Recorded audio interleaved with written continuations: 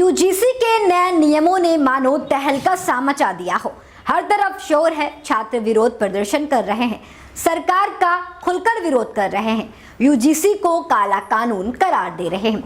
इन सब के बीच स्वर्ण समाज के लिए राहत भरा फैसला सुप्रीम कोर्ट की ओर से आया तो वहीं केंद्र को झटका भी लगा। नमस्कार दर्शकों, मैं कनक मिश्रा, आप सब देख रहे हैं द इंडिया लाइव। बता दें, सुप्रीम कोर्ट ने यूजीसी से जुड़े मामलों में महत्वपूर्ण आदेश जारी करते हुए 2012 में नोटिफाई किए गए यूजीसी रेगुलेशन को फिलहाल लागू रखने का निर्णय लिया है। इस फैसले ने राजनीतिक और शैक्षिक जगत में हलचल पैदा कर दी।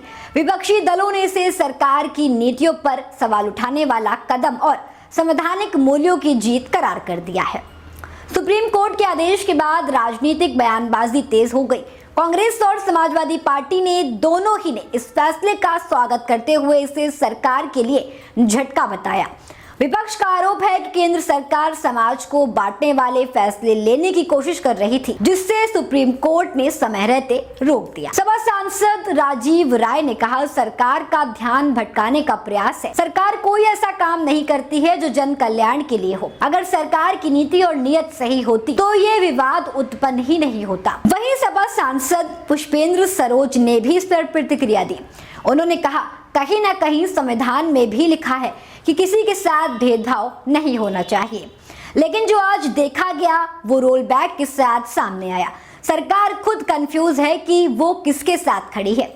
सपा पीडीए की लड़ाई के साथ पूरी मजबूती से खड़ी है और आगे आने वाले फैसलों का भी इसी तरीके से स्वागत करेगी, इसी तरीके से उस पर नजर रखेगी। कांग्रेस नेता और राज्यसभा सांसद प्रमोद तिवारी ने भी सुप्रीम कोर्ट के फैसले का खुलकर स्वागत किया। उन्होंने कहा कि सरकार का कर्तव्य होता है कि कहीं आग लगे तो उसे बुझाए, लेकिन भाजपा का संगठन वर्ग जाति और धर्म के नाम पर संघर्ष करता है। सुप्रीम कोर्ट ने उनकी मंशा और काली करतूतों को पहचान लिया है, उस पर स्टे लगा दिया है। इसके लिए मैं सुप्रीम कोर्ट को धन्यवाद देता हूँ। अब दोस्तों, विशेषज्ञों का मानना है कि सुप्रीम कोर्ट का ये फैसला, ये कदम शिक्षा और संवैधानिक अधिकारियों की सुरक्षा की दिशा में महत्वपूर्ण है।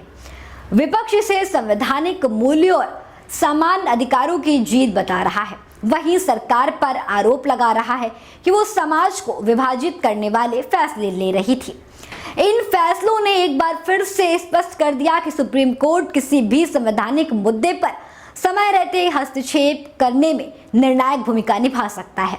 राजनीतिक दलों की प्रतिक्रियाओं और सोशल मीडिया पर बहस के बीच ये मामला भारतीय शिक्षा नीति और संविधान के मूल्यों के लिहाज से महत्वपूर्ण मोड़ साबित हो सकता है।